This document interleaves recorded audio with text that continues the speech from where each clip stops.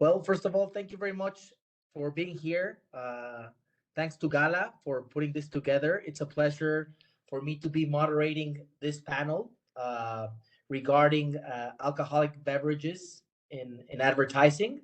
It's a pleasure for me to present you Roberta Medina from Veirano Advogados. Thank you very much for being here, Roberta. My my great friend Juan Carlos Uribe from Colombia, from Triana, Uribe, Michelsen. Thank you very much, Juan Carlos. Thank you. Uh, Jaime Angeles from AngelesPons from Dominican Republic. Thank you very much for being here, Jaime. Before we start, I think this is a very interesting topic in Latin America and the Americas, like they call us in GALA.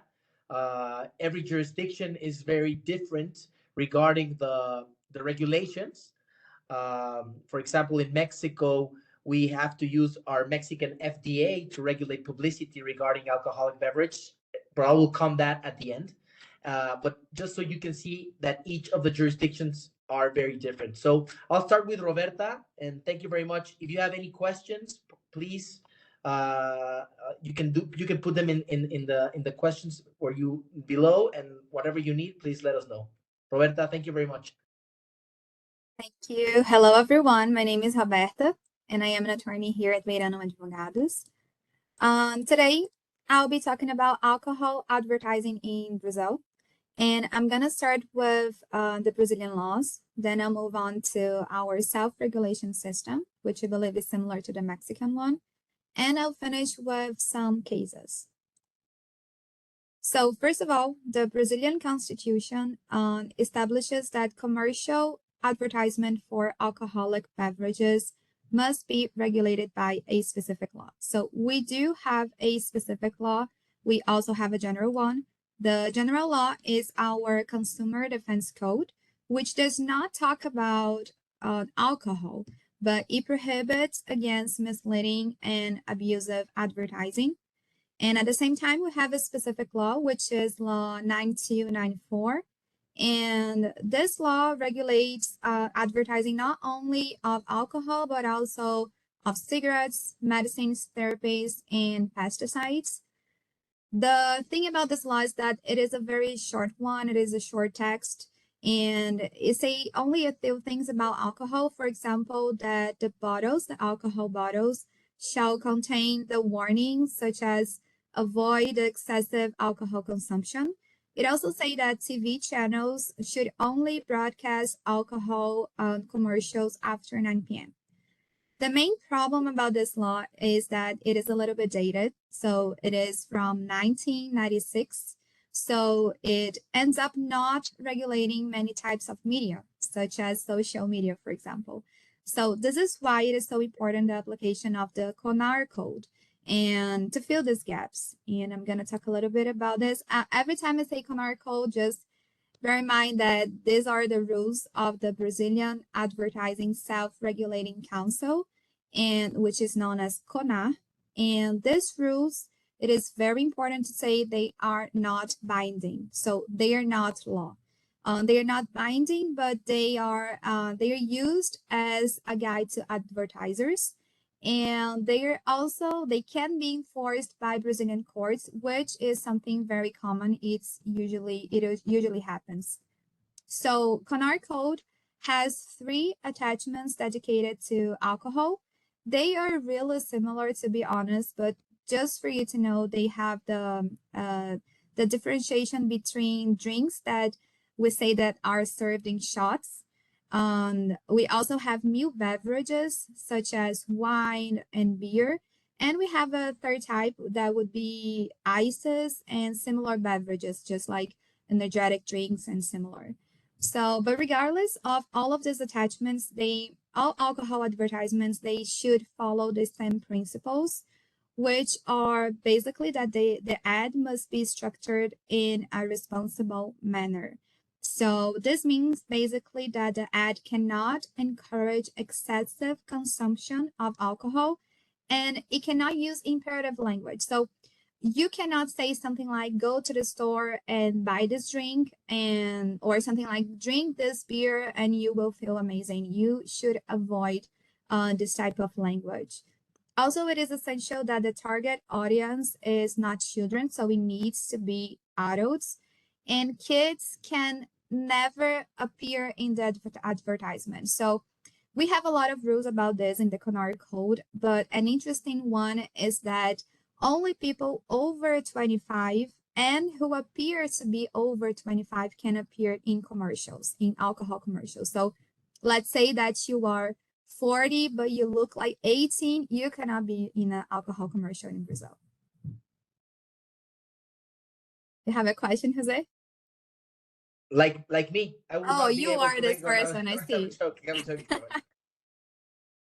I see. Yeah, so now moving on to specific cases. Not a long time ago, I would say around 2016, 17, it was very common for beer commercials to relate the product, the beer, to the sexualization of women's bodies. So in this first example, we have a woman in a bikini, and the caption reads, "Make your choice," and we have three numbers and 600 milliliters. You can see it is referring to the woman's silicone. And in the second photo, you can see the comparison of a woman's body and a beer bottle. And the caption reads, "This black one went from good to better, now with a sexier bottle." So these campaigns, the problem with these campaigns is that they violate the CONAR code that states that the advertisement shall respect the dignity of human being. But most important, it brings the responsible consumption principle, which says, among other things, that ad models, and here we have in the first photo the woman, the model, models shall never be treated as sexual objects. So as a result, since 2017, we have less and less beer commercials focused on the sexualization of women.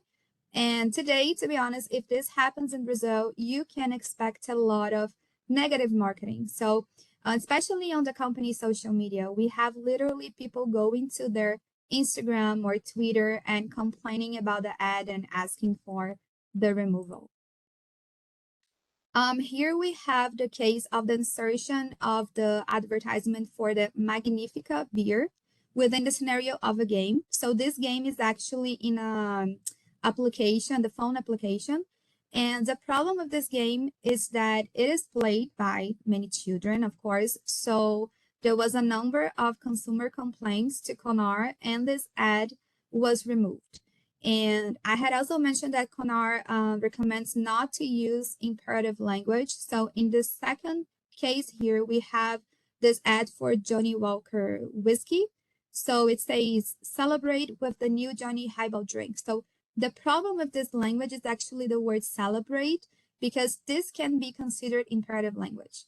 So the recommendation was that the ad was changed, not removed. It's just like you just need to change the language so you can have a less suggestive language. This is a more recent case, and it involved a post on Bruna Marquezini's social media promoting Absolute Vodka. So Bruna, she is a very famous actress here in Brazil, and she's very famous, especially among younger people. And in terms of the vodka promotion, CONAR, on its own initiative, so it was not a consumer complaint, it was CONAR. So it complained that this post did not identify that it was an alcoholic advertisement. There was also no warning phrase, so this is mandatory, and it was supposedly encouraging excessive consumption of alcohol. So the thing about this case that is interesting is that this post, it was actually a post on Bruna's social media, but it was not in her feed. It was actually in her stories. And if you are familiar with Instagram, you know that stories, they disappear after 24 hours. And this is what happened. So the advertisement was not there anymore after 24 hours. Usually CONAR would let it go, and that's okay. But in this case, they actually notified Bruna, and this was important. It was a notification on an educational basis, and it was everywhere in the media. And this was important because this served as a precedent for other influencers as Bruna to be more careful with their audience. And finally, I just wanted to talk about these two cases that happened during the pandemic. and they also served as an important precedent. So during two lives, these are musical lives, and the artists Gustavo Lima, the first photo, and Bruno Mahoney, the second one, they were performing, they were playing, singing, and they were also drinking a lot of beer. So this caused a lot of complaints from consumers on the grounds that the lives did not indicate any warning. So there was no warning phrase, and there was an exaggerated consumption of beer. In these two cases, CONAR actually opted to dismiss the complaints, but they sent warnings to the singer. So it was similar to what they did with Bruna in the previous case. And they basically just requested a more responsible posture. And all of these cases, they are important because we see that we are no longer just dealing with TV commercials and magazines. We are actually talking, as examples in here, we're talking about mobile apps and games and Instagram. So we need to be more careful, especially when it comes to alcohol. And we don't know who will be accessing this content, and probably kids will be doing this. And last year, it is also important to say that CONAR is really aware of this, and they published the Digital Influencer Advertising Guidelines. So this guide does not specifically talk about alcohol, but it does list a number of duties, including the role of the influencer to promote the brand, and especially their responsibility to what they are saying to the public. So of course, this was one more step for regulation. And of course, these are only a few cases, but I think that's it. And I hope that I've given you an idea on the regulation in Brazil. And thank you for the opportunity. Thank you very much, Roberta. Regarding the digital influencer guidelines, this is very interesting because in our jurisdictions, we don't have nothing related to influencers.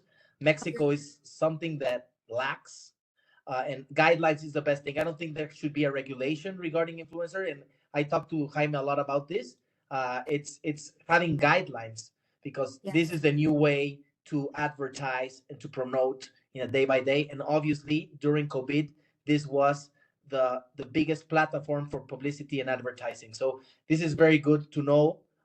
If you can let us, I'm gonna contact you so you can send us those guidelines because it's very important. Because I think we have to advocate to the authorities in Mexico to do this. Thank you very much, I Roberta. agree. Thank you. Well, Juan Carlos, like always, it's a pleasure. Welcome. Thank you very much. Okay, a pleasure to be with all of you in this afternoon. Hopefully, not having too much hungry. We will not keep you very long. In Colombia, the case about the regulation of alcohol in advertising really started with an angle towards the protection of minors. That's the way it's been building up, say, by stages. Then it's been moving on to how it can be shown on TV. Then it's been moving on of how the alcoholic drinks can be sold, or then what kind of claims they can make, or how they can be shown in the images. So let's say the mandatory phrase that they say this: the sale of alcoholic beverage to minors is forbidden, must be everywhere. Not be placed in the bottles, must be placed in the places where it's sold, must be placed in any kind of advertising about alcoholic drinks. That's basically the background. Then we started in the 90s to have a sort of control by the commission that regulated the TV signals of open TV, the open TV signals, that started to place regulations on the time frame when alcohol or advertising about alcohol can be shown, and they started to restrict, obviously, the hours, the branches, the benches in which they can be exhibited. Then they started to move in the kind of programs where it can be. So they were tackled, for example, with sports events. And if those sports events were going to be shown on TV, what can we do about it? So they started to there was a major uphold by the football league about what they can do about it, and they said, okay, well, we're going to, for the moment, leave it restricted to where advertising is truly and totally aimed towards minors. It's absolutely forbidden. So then we started to include that the advertising shall not include anyone that it appears to be underage. So the minors cannot be induced into alcoholic consumption by having minors or minor look-alike within the advertising. That's one of the lines that we have. This is an interesting example of how this regulation is being involved. Rappi right now is the leading delivery system towards from supermarkets towards homes. That's basically the focus. They will do anything. They even can send you a guy who, if you don't have it, will help you to do the laundry for you. I mean, that's not just in the items of food.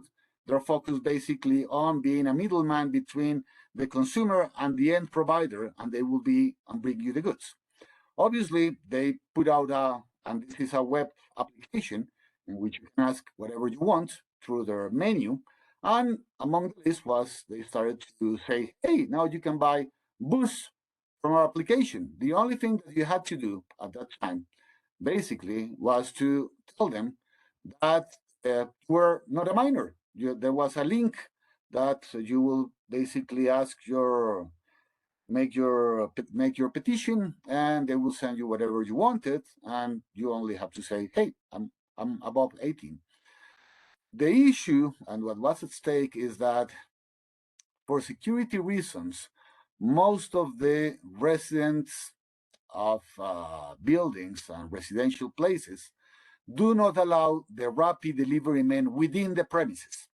So basically, they arrive to the porter, they call the apartment, the people send the money, and the porter sends the food to whoever was requesting it, and no supervision of who was receiving the delivery was ever made. They just were happy with the disclaimer, and there was no way, basically, Rappi was not taking any proactive manner to ensure that its consumer was really above 18. And so they found out they were delivering massively amounts of alcohol towards minors, and they were heavily fined. They obviously came in their defense that they were not in charge of making the sale, that they were just a middleman, that they were just being asked to go pick up the acquisition from the supermarket or from the store and take it to the consumer, and that they have done all that they can do, that was to ensure that whoever was making the request was providing a credit card. Credit card that's only issued to people above 18, and of course that they were basically stating that they were of legal age. But no, the superintendency was certainly did not fall for that. They said that certainly they were making money out of it. They were just not in the middle, that they were charging for that. And since they were in the custody chain of the product and the delivery to the end minor, they were equally obliged to ensure that no minors were receiving the alcohol, and since that was not the case, they were fined. Okay, now we have an interesting case, that is, how do we deal with shows and events and circumstances where alcoholic consumption is shown? One of the principles of alcohol advertising is that the actors that are putting the lines, for the actor, no, the model, let's put it, because for advertising, but it's better call it the models, cannot be appear to be drinking the beverage. That's basically can be shown, can be there, but no actual drinking can be seen. But there are several shows, local or foreign, in which actual consumption is shown, and they don't have the tools to determine if it's actually being paid or is just part of the plot.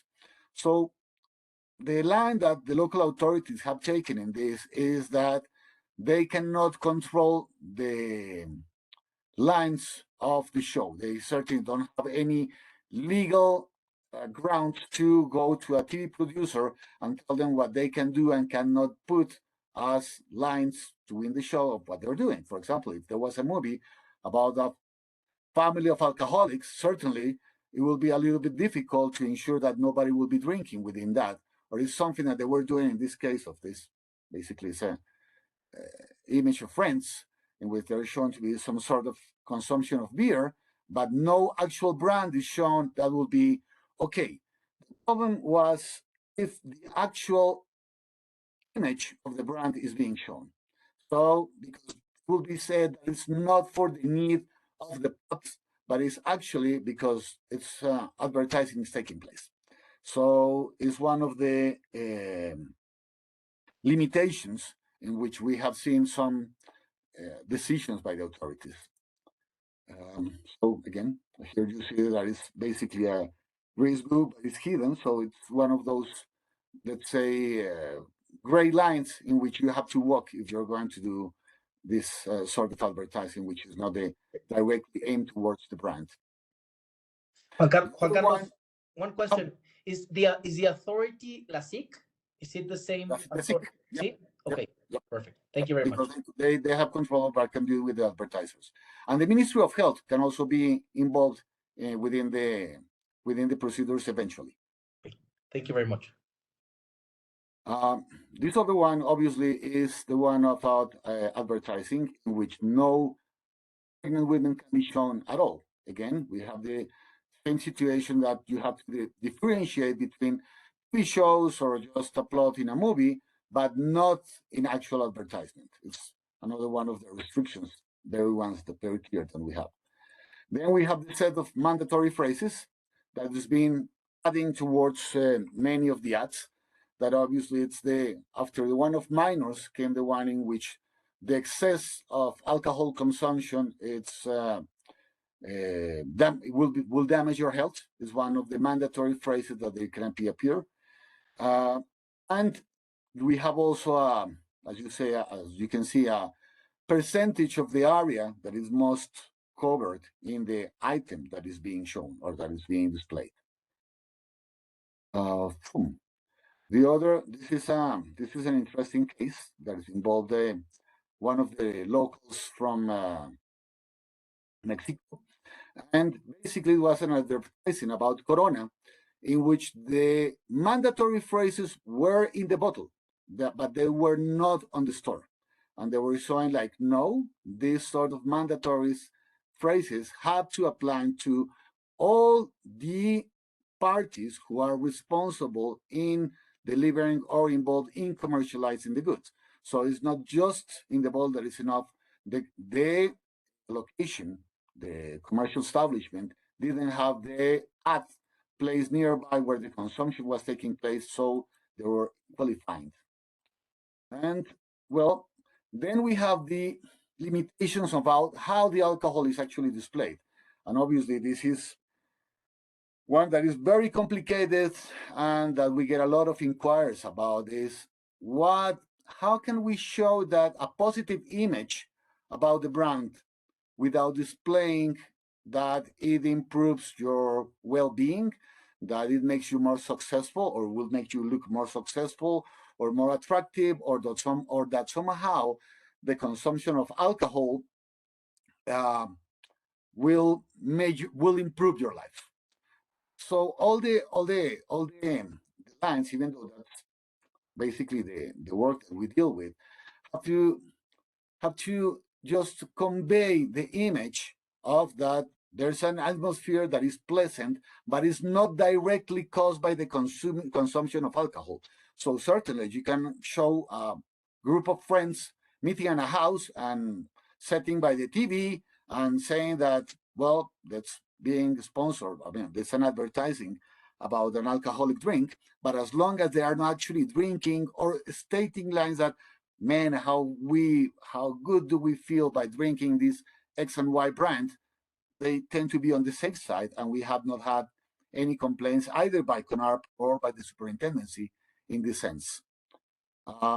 This other case is interesting, and it was how to deal with that the taglines about age and about excess consumption was properly placed, but this aguardiente, that is a local drink with a high percentage of alcohol, was claiming that it will not improve your weight as much as other type of drinks because it didn't contain sugar. It was kind of alcoholic. Obviously, alcohol creates a massive amount of calories, but they were fined because it was misleading in the sense that it was somehow presented as a healthier version of a drink, and because it was claiming that it will not make you gain more weight than the others, which is not true. I mean, there was no comparative analysis. Just by the fact that you put a comparison of calories doesn't make the sense that it's kind of a healthier drink to avoid the increase of weight. So, so it's one of the others that was the licoreria was fined. And well, that's the cases that we have here to show in the latest set. Any questions, we'll be more than happy to take them. Thank you very much, Juan Carlos. I think at the end we'll have the questions. Hopefully, the attendees can put the questions in the chat, and we can go and ask the questions to each of the panelists if you think that's fine. Jaime, thank you very much for coming. We're all ears. Thank you, Jose Antonio. It's my pleasure to be here with you talking about alcohol. Please remember that we have been going up in South America, Brazil, Colombia, and now we are going to the Caribbean.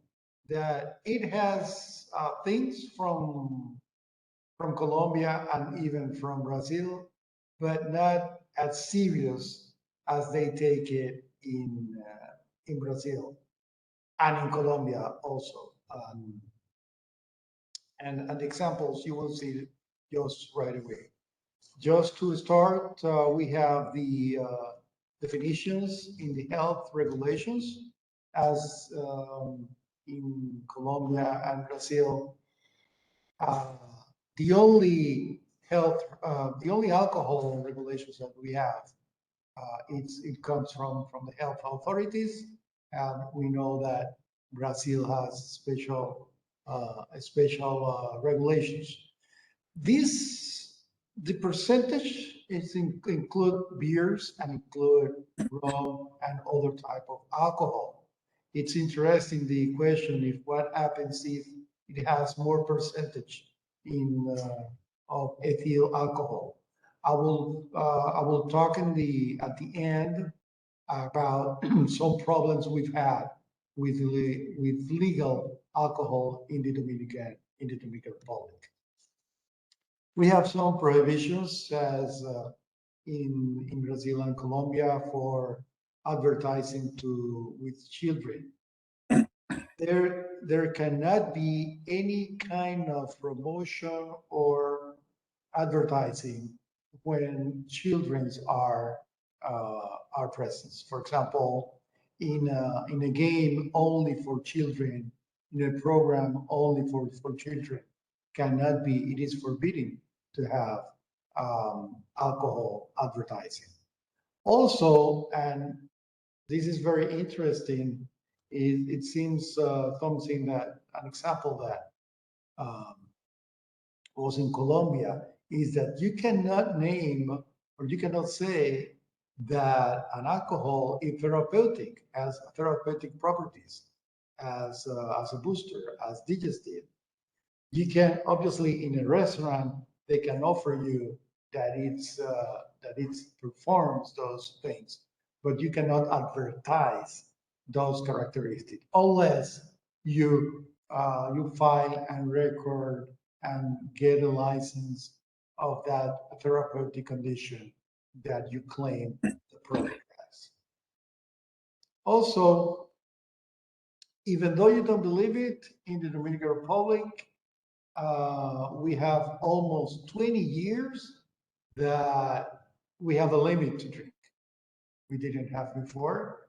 I know Colombia in some cities they have limits, and supposedly we only can drink or buy drinks or alcohol until 12 at night, and on the weekends it goes up to 2 in the morning. I have to say supposedly, but because sometimes, and it's very frequently, it doesn't apply. And obviously, as we live from tourism, that rule does not apply for hotels. Very interesting what happens, for example, in Santo Domingo, that all bars are closed, but in a hotel, if a bar is in the hotel, it can be open. So you can imagine where the after hours are now coming from. We don't have those kind of examples in Brazil, and I will tell you in just a minute why. And we don't have those examples in Colombia. But this advertising, we don't have example of forbidding advertising in any case. We don't have an authority that oversees that. Very few advertising has been forbidden. In this case, it was not in the Dominican Republic. It was around 2005 in Spain. A consumer protection association, a private consumer protection association, took this advertising, and it was a combination of advertisements that Barcelona rum, a Dominican rum, and they were claiming that the advertising was showing the woman as a sexual object, but also indirectly enhances the much malignant sex tourism in the Caribbean countries. The resolution, the Spain resolution, or the Spanish resolution of auto control was based, denied the allegations, and was based, so there are things, on the fact that the simple representation of the human body, whether naked or with suggestive clothing, cannot be understood that the mentioned dark object of desire, which is the what you can read there in Spanish, referred to the drink and not to the young woman, and did not incur in any time of discrimination and ignore the expression authentic Dominican flavor. Obviously, as I was saying, in the Dominican Republic, we have a lot of women in advertising, a lot of women in alcohol advertising, including beers and rum and whiskey. And I don't think that is going to happen as in Brazil. We were seeing the examples and explanation of Roberta saying that if it happens today, they will take it to the social media. I'm not sure that that will happen in the Dominican Republic. We do have self-regulation, but we have to say, and this is the most different part of the Dominican Republic from our colleagues from Brazil and Colombia. We do have regulation, self-regulation codes, but that's it. We have it. We do not have a CONAR. We do not have an enforcement body of the decision. We don't have an enforcement body that decides anything. Those self-regulation codes only have, for example, the rules of the minors, the same rules that we were talking from Colombia, the underages, not to look in the Dominican Republic is 23. We have the social responsibility, but for example, those examples that Juan Carlos was saying about Colombia, drinking alcohol, it will be legal in the Dominican Republic. As a matter of fact, many, if not all, the advertising they show people drinking from bottles or from glasses. Obviously, it is only mere recommendations that we have in the Dominican Republic. I have a friend, we have a friend in GALA from Guatemala that was saying that even the red light in the Dominican Republic, the traffic light, is a mere recommendation and not a rule. So we do have the mandatory message of to have it in the product and in the advertising. We do not have the same message as Colombia, for example, that says that the minors, talking that you cannot sell alcohol to minors, but there is no mandatory message for that. The only mandatory message is to have it in the products and in all kind of advertising. As you can see, it is small letters. The regulation says that it has to be shown and it has to be like attractive, that you can read it. But sometimes you don't get it. This is a well-known distributor that has a sign, and it's just in front of the warehouse. And usually they have funny signs. For example, that says, "Do not marry without tasting." And obviously they were trying to say that you can try the liquor or alcohol that you will buy for the wedding. As you can see, and it's rounded in red, there is the mandatory label says there that alcohol is harmful for the for health. But what happened to social media? I think that we need the rules and recommendations that Roberta was talking about. We need it in the also in the Dominican Republic. And this happens most of the time. You can find some advertising that, yes, it includes the mandatory label, but usually, for example, this is in the left, you find the same company that I was showing you. Then slowly, it doesn't, well, not the distributor, it's the warehouse. That's an advertising from the warehouse, and the other is a wine store. This is from Barcelona, Rome, in the Dominican Republic. It has a small video, and it doesn't show in any part of the video. It doesn't show the label. This is a 1 minute and 30 seconds, very famous in the Dominican Republic advertising from Presidente Beer. And imagine that it says that the Dominicans, and I'm quoting, "we are many with too much." It's a combination saying that the Dominicans do too many things. Very interesting, very funny. I hope that we can be able to show you to send you the video after the webinar. But only in 1 second of the minute and 30 seconds, you find the label. And as you can see in the left, that's the only wording that you find in YouTube. So in the wording,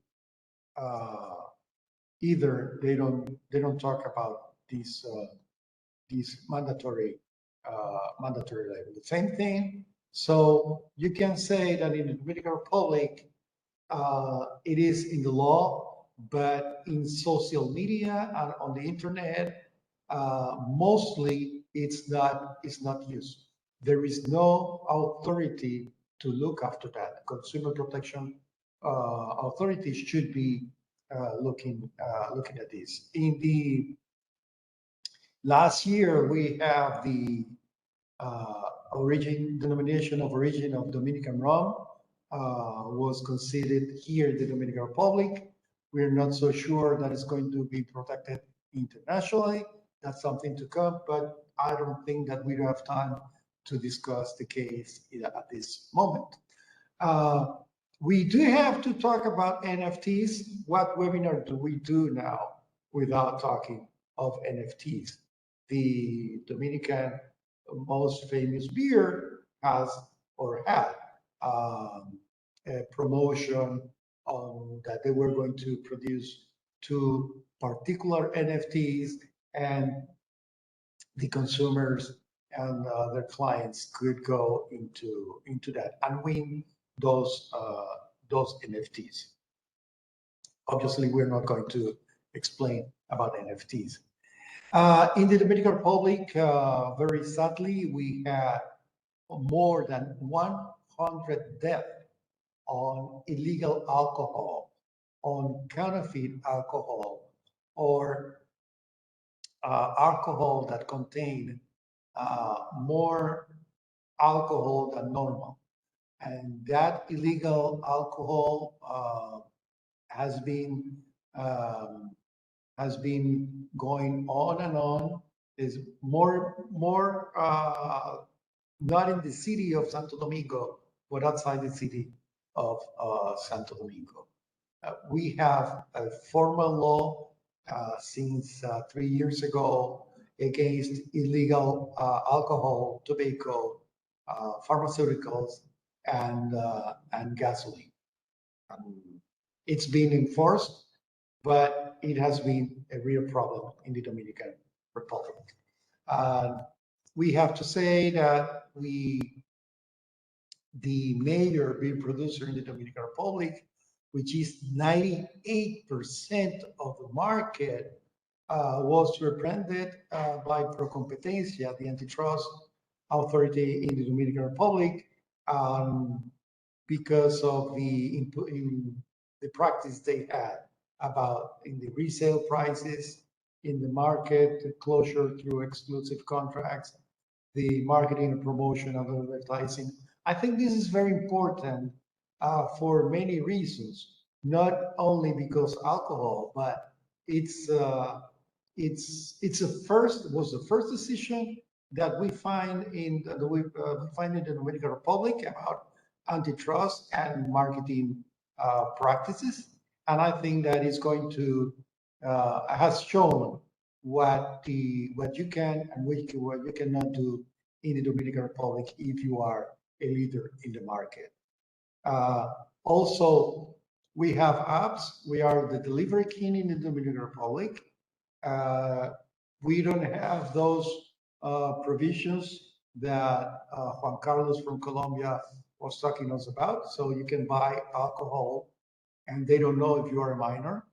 And there is an app that is controlled or owned by this beer company, and it might have some antitrust issues. We don't know, but it's something to watch out. That's it. That's all, folks, for the Dominican Republic. Jaime, thank you very much. Very complete. Thank you very much for covering all these issues. As a moderator, I'll just speak a little bit about what's happening in Mexico. In Mexico, unfortunately, and before I talk to you a little bit about who are the competent authorities regulating advertising on alcoholic beverages, I can tell you that we don't have guidelines regarding influencers, which is a new platform for advertising in a day-by-day. We don't have guidelines or legislation regarding social media. So at the end, it's very difficult to see the day-by-day, and you have to be very you have to have a lot of imagination as an attorney to try to see what is the authority where you want to see the case.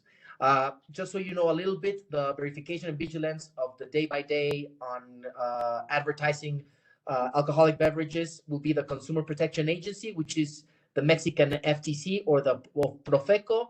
And we have the Federal Commission for the Protection Against Sanitary Risk, which is called COFEPRIS, which is the Mexican FDA. You would say, why the Mexican FDA? Well, the Mexican FDA is the one that regulates publicity regarding certain products, alcohol, tobacco, some medical devices, medicines, obviously, and it was very interesting seeing at pandemic where there was influencers trying to publicize different products, that if the product that they were publicizing did not have the permit or the number below the advertising, there was a red flag, and obviously there was an issue against general health laws. So can we pass to the next? Yes. So the regulations that regulate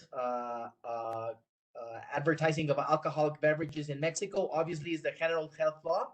Then we have the Federal Consumer Protection Law, regulations of the General Health Law on advertising matters, which is what I was telling you regarding COFEPRIS and the regulations of publicity. And then we have an ethics code of advertising and selling of alcoholic beverages. It's important to mention that the Federal Consumer Protection Law regulates misleading publicity. That's all. In a way, it's very sad that I say this, but the enforcement of the authority is null. There's nothing in a day by day. Regarding influencers that are promoting alcoholic beverages, there's not an enforcement of the claims. There's not an enforcement on a day by day. So it's very difficult to enforce something if you don't have not even guidelines. So just so you know, and Mexican COFEPRIS, which is a Mexican FDA for our American audience, regulates the possibility of publishing alcoholic beverages. But just so you know, this is like the core of the regulations. Why the General Health Law? Because the General Health Law regulates the advertising matters in COFEPRIS, and obviously the health minister is the above authority, or the authority that regulates COFEPRIS, which is our FDA. So the general requirements and aspects to consider prior to the diffusion of alcoholic beverages, obviously, is the compliance with the requirements establishing the General Health Law on advertising matters, inclusion of all written warnings and social responsibility labels, what I was telling you regarding the permits, also regarding publicity from COFEPRIS. And it's very interesting, but COFEPRIS is a very complicated authority as well. There's a lot of interests in the authority, and obviously they go more for a pharma or for other type of issues in a day by day. But this is the authority that will regulate all the advertising of alcoholic beverages. What we do in a day by day here at the firm is clearance regarding publicity, and it's very interesting how sometimes there is a client from internationally that wants to promote something, and they want to do it as soon as possible. But obviously, if you don't have the permit from COFEPRIS, this is not a possibility. I want to put two examples just so you see exactly in the next. You can see here Corona and Maestro Doble, which is a very good tequila. If you haven't tried it, very smooth, very good.